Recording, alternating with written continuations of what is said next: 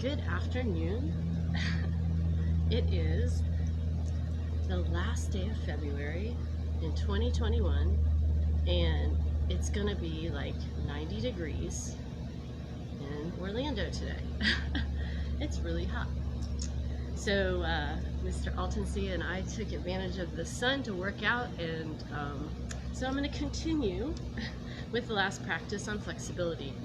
And this practice is to build flexibility of the spirit, but that's the way that I'm approaching flexibility is very esoteric. So we kind of looked at flexibility in terms of the physical body, in terms of our container, and the container was to help keep us safe within that range, not to go too far, but also experience the breadth of our container that is our body. And you can apply that to the emotional and the mental bodies as well. A little easier there. You can see the flexibility that you need just to walk around in your day-to-day with in your emotional states and in your mental states. So you like to try to control those. But when it comes to the spiritual body, why I like to use Ashtanga is because Ashtanga is a method with a spiritual lineage. And when you investigate yoga from the terms of someone else's spiritual lineage, you get to kind of take the lid off of your container and open up to what's outside. And you know, if that is not comfortable, it usually isn't very comfortable because you're meeting perspectives that are completely different than your own. So I find it useful to explore that. So what that means to me in my practice is what my intention is for my practice, and my practice is to bring balance in my body, in my physical body, you know, to discern those corners of pain, especially with an autoimmune. So I feel like yoga is one of those paths in which you can find that flexibility in all those bodies, but they're just a paradigm. So you can do what you want with it, but this is a practice for spiritual flexibility using the Ashtanga method in my way. And if you wish to explore that container, I'm not getting any money for recommending it. I really recommend Kino McGregor with OmStar. She's out of Miami. She has a platform which I am a subscriber to. It's a great way to investigate that spiritual lineage. And then, you know, it takes time to do that, and that's the practice. And you take, you know, what you want out of respect that brings balance to your life. So that's the practice today. And without live music, I'm going to play at the end for Shavasana. So it'll be a little flow with Shavasana, and I'll stop talking now. So come to a seated position and close your eyes. Lengthen the crown of the head up towards the sky. Feel the connection with the earth and your sits bones. Gently tuck in on the lower belly. Draw up on the pelvic floor muscles and the root block. Just engage your center. Bring that awareness. And then into the breath as you inhale and exhale.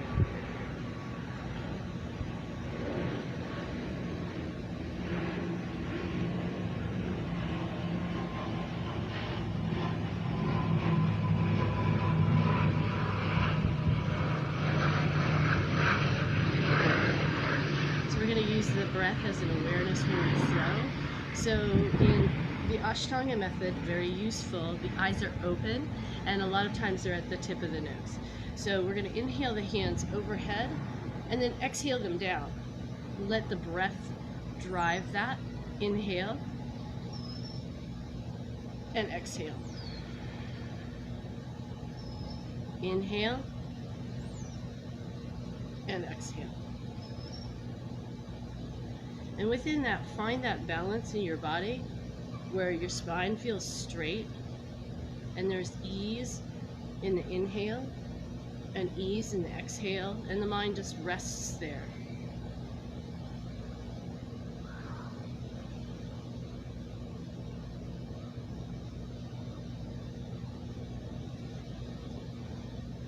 Take a deep breath in.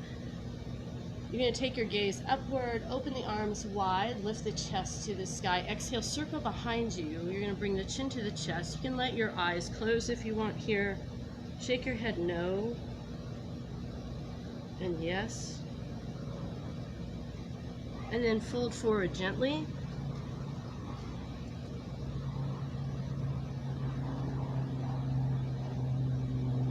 And then inhale to come all the way up.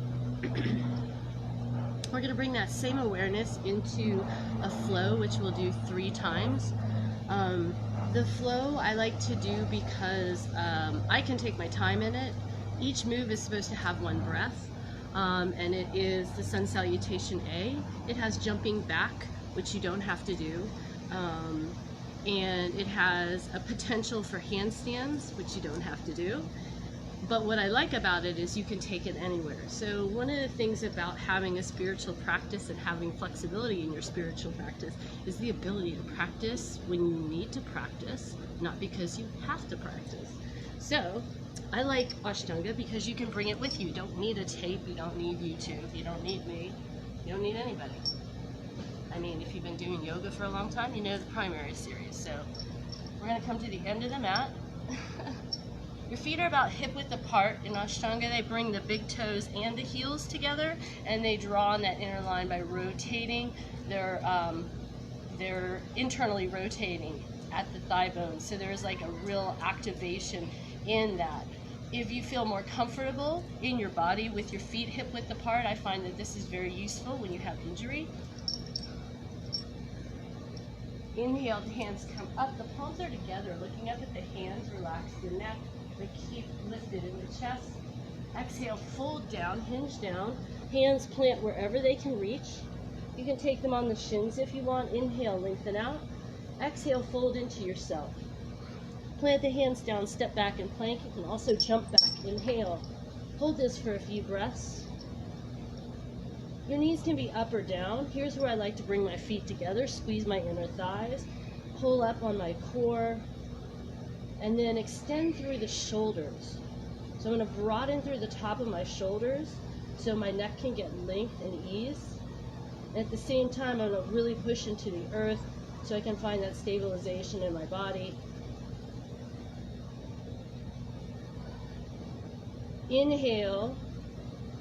Exhale all the way down. Inhale up into a cobra.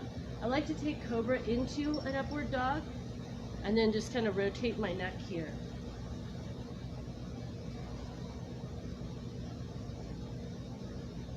I'm going to drop the knees and I'm going to take a child's pose. This is my resting position. Tucking the lower ribs in. Again, finding ease in the shoulders. And letting my mind rest on the breath.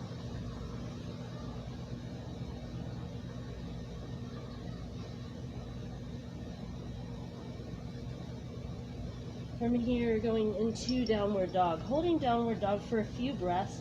Take your gaze down the tip of your nose. Find ease in the posture. Draw the thigh bones up into the hips. Push the heels into the earth. Find that equilibrium between the hands and the feet.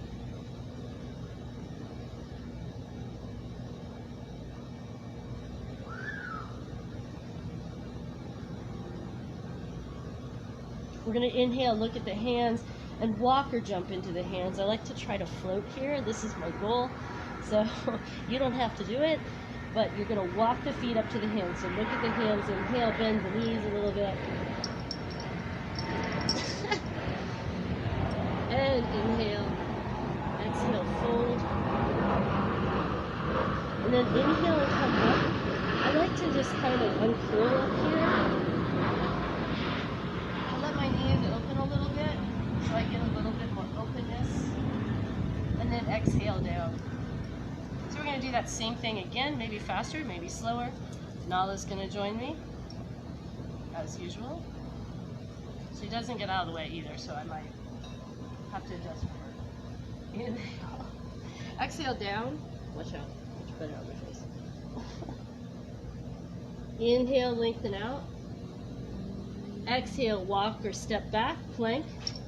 She's here to remind me to like walk back. Then she goes away. Inhale and exhale. Inhale, cobra or upward dog. Exhale, drop the knees, sit back, child's pose.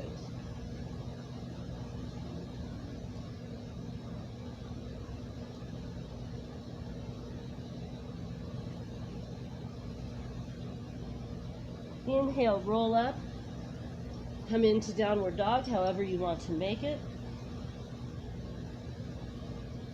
Maybe turn your head side to side here. Favorite part of this is inhaling, so I'm going to add on to here. Inhale, lift your right leg up, flex the foot and let the hip open out. And then exhale and lower it down. We're going to do the same thing with the left. Inhale the left foot up. You can square off your shoulders or you can let them open. Here I'm letting my shoulders open so my hip can open. Do what feels good on your hip. This feels really good on my hip. Inhale, lengthen out. Exhale, lower it down. Hold that. Steady gaze down the tip of the nose. About 5 breaths. Again, letting your mind rest in the breath and not the posture.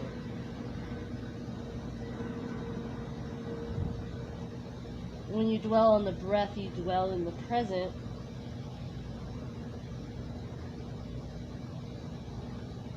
Which is a nice place to be.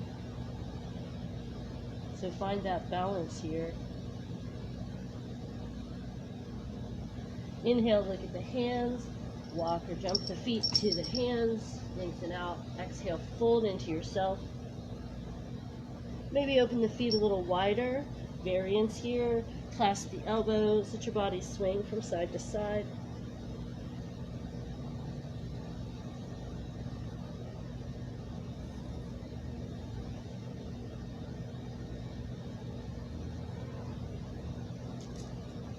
Plant the hands on the shins or on the ground. Inhale, lengthen out.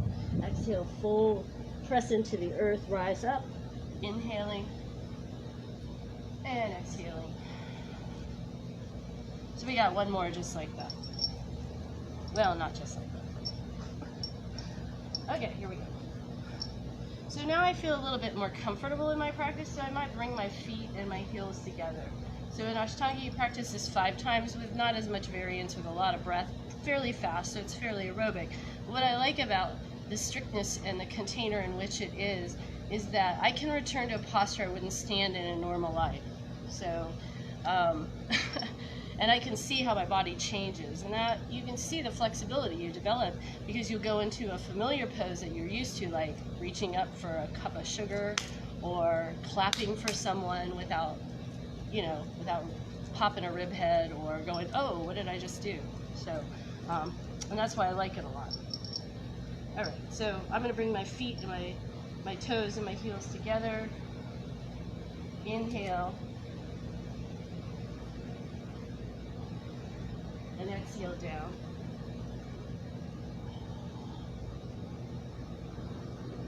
Inhale. Exhale, jump or walk back. All the way down to the ground. Inhale, cobra, upward dog. Exhale, downward dog. Skipping the child pose here, feeling pretty good. I'm going to take my 5 breaths.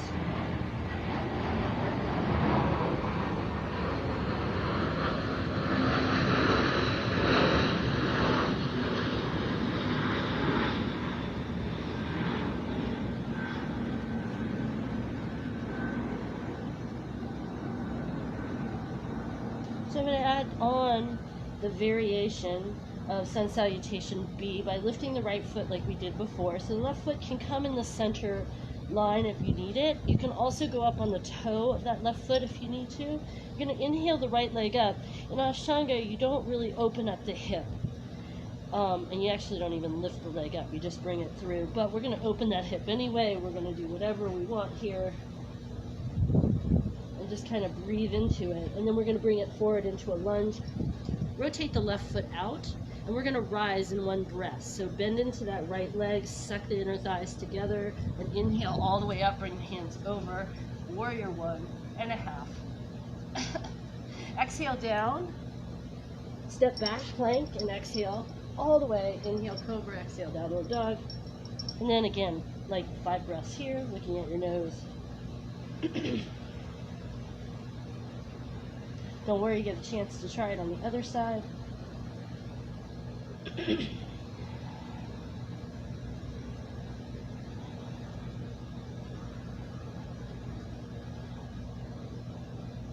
So rather than worrying about where I am comparing to me, compare your sides. You're just going to lift that left leg high to the sky. I like to do a few ankle rolls here. You can flex the foot and open the hip out. Find ease in your spine here, ease in your hip. Inhale, and as you exhale, you're going to bring it through to a lunge position. You might have to grab your leg here.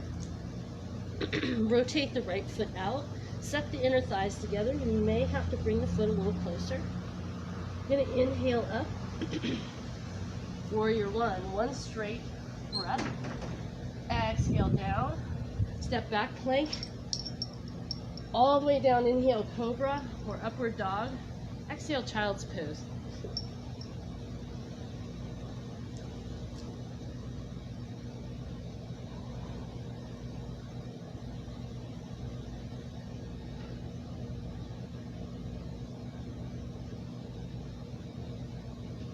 Inhale, come back into downward dog any way that you need to. Feet are about hip width apart, press into the earth. Get narrow so that you can hold it with integrity.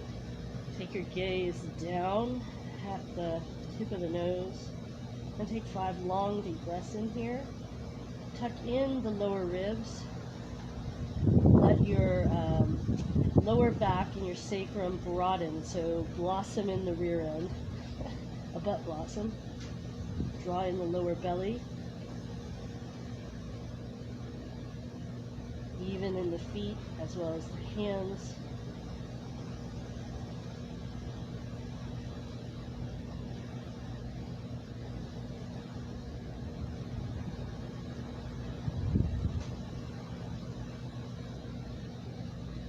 Walk or jump the feet to the hands.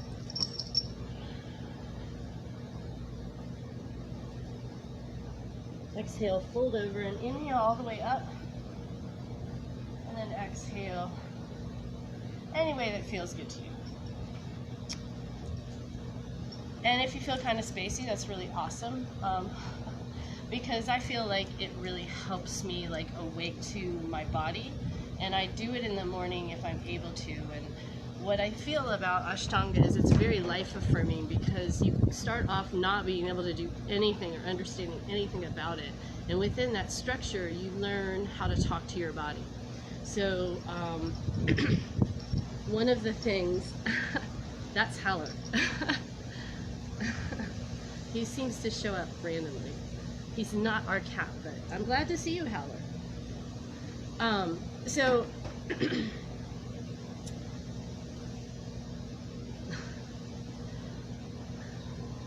one of the things that I really like about practicing outside is the randomness. And so I think our bodies, they have cycles, so you can't always fit them to a method. So finding flexibility within a really strict practice where you still find joy and affirmation is really important. And that takes mental flexibility and emotional flexibility and physical flexibility and spiritual flexibility to, know when you're on the right path.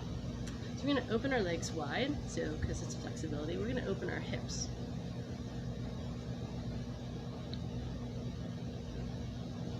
Let's take a nice deep breath in. And exhale. So some things to help you here. You should find ease in this posture. If you're leaning forward, you might want to come up on something like a mat. You want to feel the sits bones down into the earth. I don't need a mat today because I'm actually on a little hill, so I found a little divot right there, so I'm like sitting right on my sits bones. I also have a lot of flexibility in my hips, so I'm being mindful it's not my widest that I need to go. So oftentimes in Kundalini method, they'll start with their legs a little bit more narrow. So start with your legs a little bit more narrow. You want to push the heels into the earth, and you do have a bend in your knee here. And then we're going to take the hands out of the equation and we're going to take them onto the shoulders. And then we're going to touch our forehead to our knee, in theory. To do this, you got to hollow out your body, and we're breathing at the same time. If your head doesn't touch, it's not a big deal. If you need to stop and rest, stop and rest. It should not hurt, it should just feel challenging. And the hands stay up here at at this parallel to the ground. Your triceps parallel to the ground. Biceps and triceps. Okay. So in Kundalini we start to the left side, so this is going to look opposite to you. And I like to play with the importance of directions because I like to compare my right side to my left side when I do that in all things, just to see if I can see an improvement, or I can see my left side leading and not my right. I come from that perspective of a dancer, so in Kundalini they start to the left. It's very comfortable for me, so they start to the left. Take a deep breath in. As you exhale, nose to knee, inhale up, exhale, nose to knee. And you just keep that going. You can close your eyes here if you want. Take your gaze at the third eye. Keep the breath going. Here I like to keep a hold on my lower, my mula bandha, my pelvic floor muscles, my lower ribs, my lower belly are all engaged. When I inhale and exhale, I let it go just slightly as I go through center, but I keep them pretty actively engaged, not too tight. Gaze is at the third eye, or it could be down the tip of the nose. If you have eye strain, you want to take your eyes down to the tip of the nose. Headaches.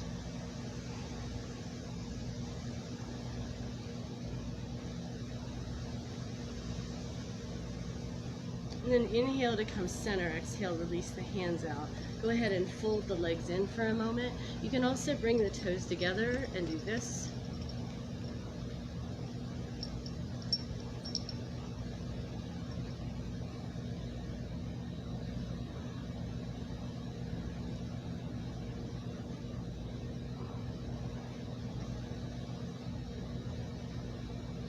So opening up the hips is pretty intense, and sometimes that can be triggering.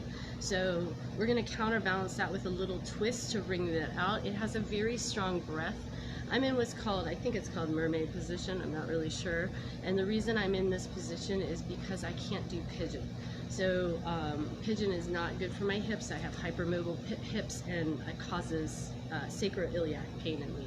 So this is kind of my version of that.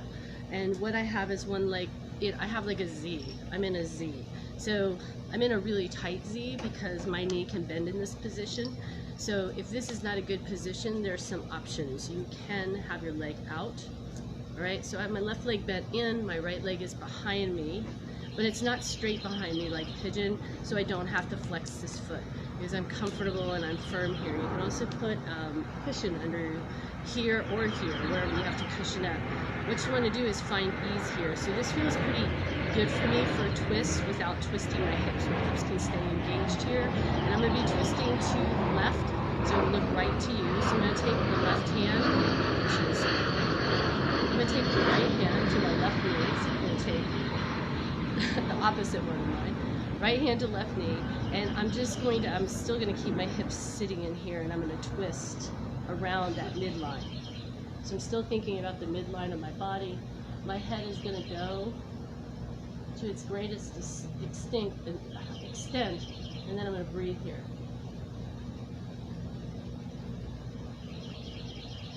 It's a powerful breath in and out through the nose.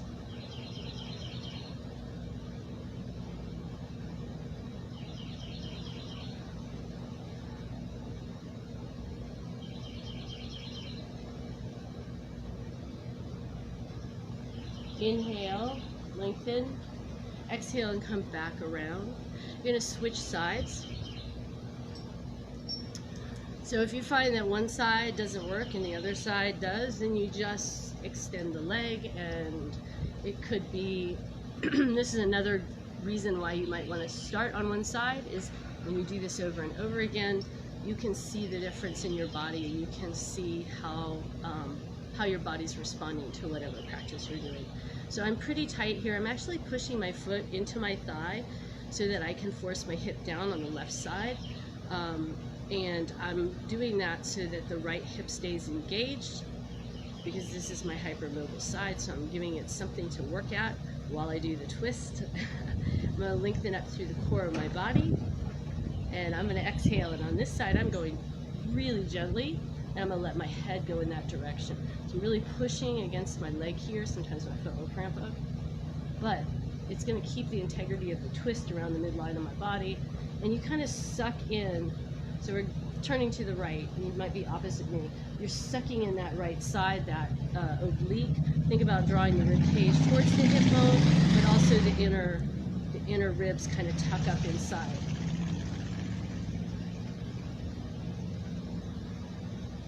Left hip is really sitting into the earth. Deep breaths in and out through the nose.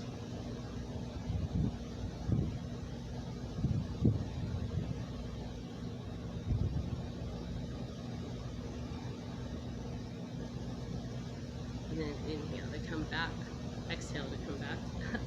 Take out the legs, however you need to.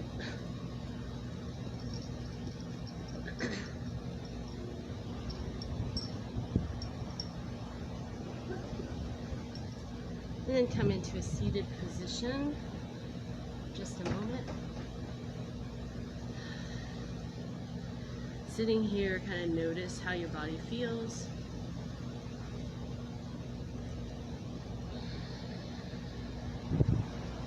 Making a connection to the grounding in the earth, and lifting up from there.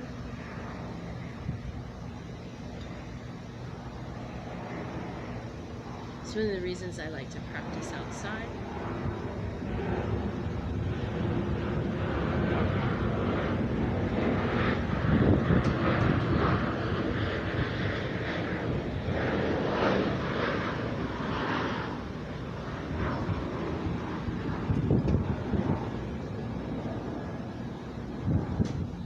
And then open your eyes. Okay, so we're going to go down into Shavasana, and another thing that I like about Ashtanga is it teaches you the flexibility to fold into yourself. So like you notice that you get deeper into postures. So we've been playing with this straight-legged posture with the forward fold that you know can do daily for lower back pain.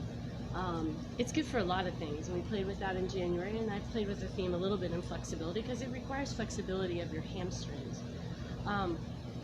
So it also, I think, is a mental flexibility exercise, because when you get into these postures and you're just breathing, sometimes you're not into it, and I think it disciplines the mind, which I can use a lot of that, but it helps discipline the mind. So you're going to come into this forward bent position, and you can cushion up. This is a pretty active practice without any props or anything. So I encourage you to try it without props and use your hands.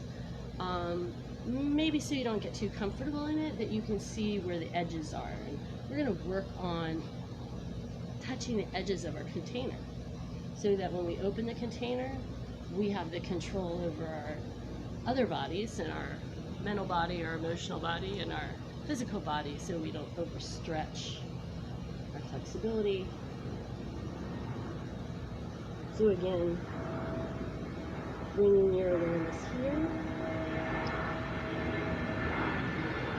and settling into that forward bend. And this is where we'll be leaving today, our practice. But I'm going to play some music, so you'll be holding the pose for about 7 minutes. So just keep breathing here.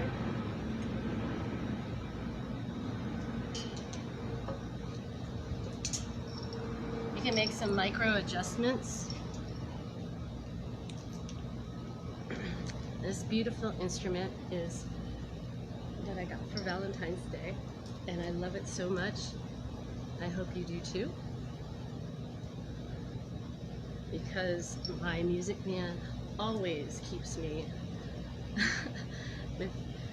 in good cheer with gifts of music constantly, which is awesome. So you're going to be holding that for 7 minutes.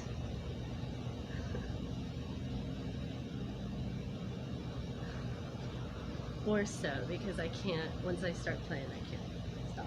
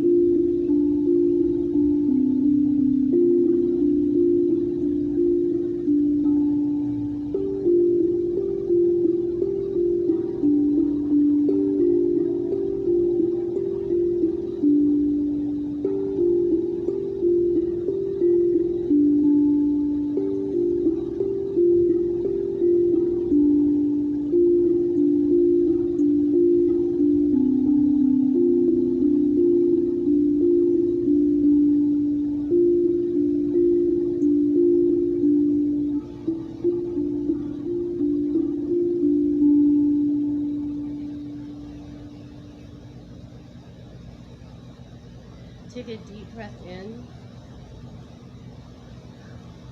and let it go. Find a little deeper place.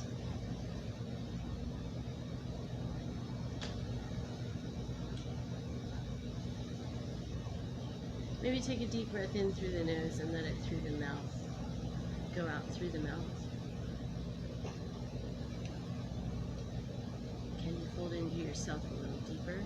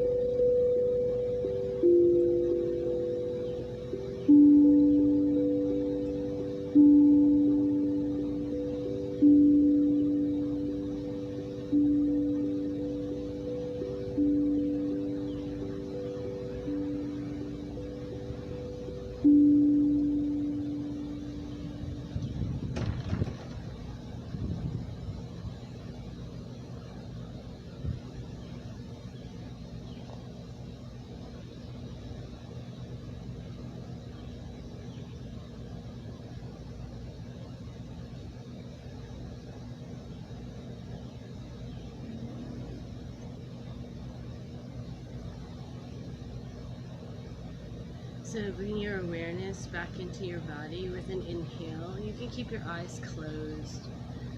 Take some long deep breaths in as you just slowly come out of your posture any way that feels right to you. So I like to use the earth and take 5 or 6 breaths to come out of the posture.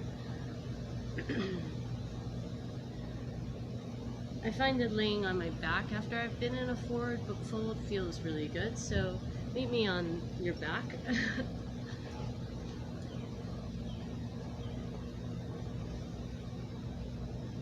So as you come onto your back, I like to bring my knees together again. This is a good, it took me a really long time to get my knees together. Oh, there's a hawk up there. Just flew over, a big old hawk just flew over. So, but squeezing the knees together helps broaden through the sacrum and my lower back. It might present a little different in men, so you might not need to do it if you're watching this and you're a male. Your anatomy and your pelvis is going to be a little different than mine. I also find that putting a block there with my feet together, but not crossed. So crossing feels really good, but crossing also develops the hyperflexibility on my right side. So I try not to cross when I bring my knees together, try to get everything together and some equilibrium here. And then I compare sides, which one's pushing more than the other one. I try to find a balance there. Drawing in the lower belly.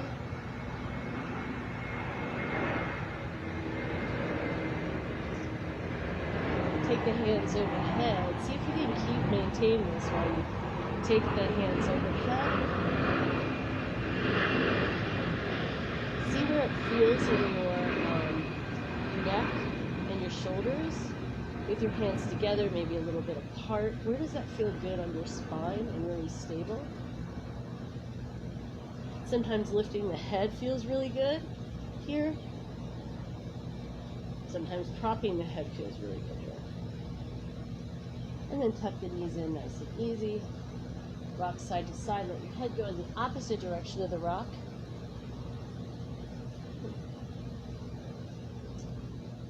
And then, if you're able, rock forward and back and come up to a seated. Take as many spinal rocks as you need to. Or you can roll over onto a side and push your way up. And modification is really important because we look at things on TV, or I don't look on TV, but like on the videos, and we want to look like that. And we want that posture like that. But, you know, sometimes we're not anatomically built for that.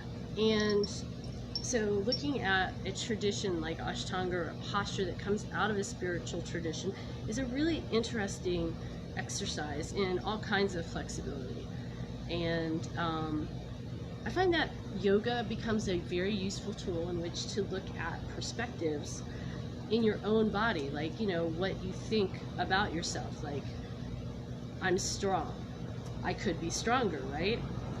Am I the strongest? I don't know, but in America, at least, we all think we're going to be that strongest person, and we look to that because it's all over the place.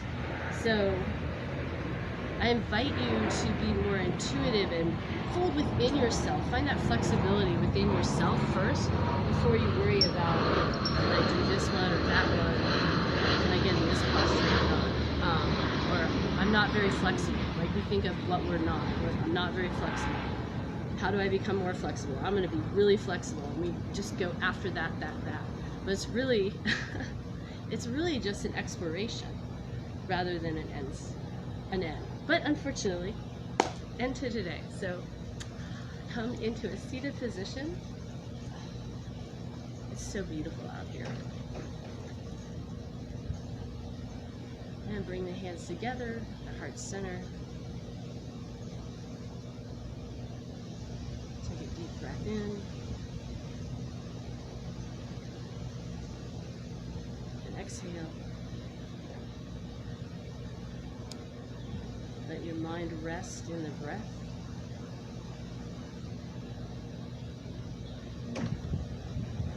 Feeling the presence of your physicality. The inner focus of your mind.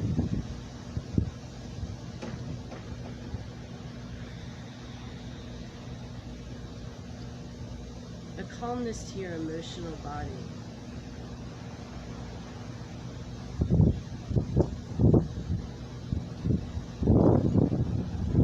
And a fire to your spirit. Just take a deep breath in, inhale.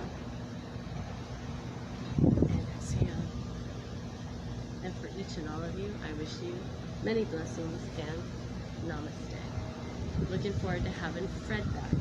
If you haven't yet, check out the March calendar. Strength is the theme. We'll be traveling, so you'll see some remote locations in March with impromptu music, probably.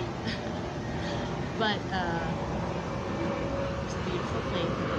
But that's the way we roll. So it's strength. So I'm going to be building on Ashtanga, that tradition, on that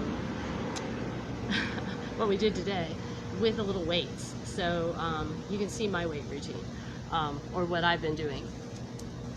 Have a good day. See you next week.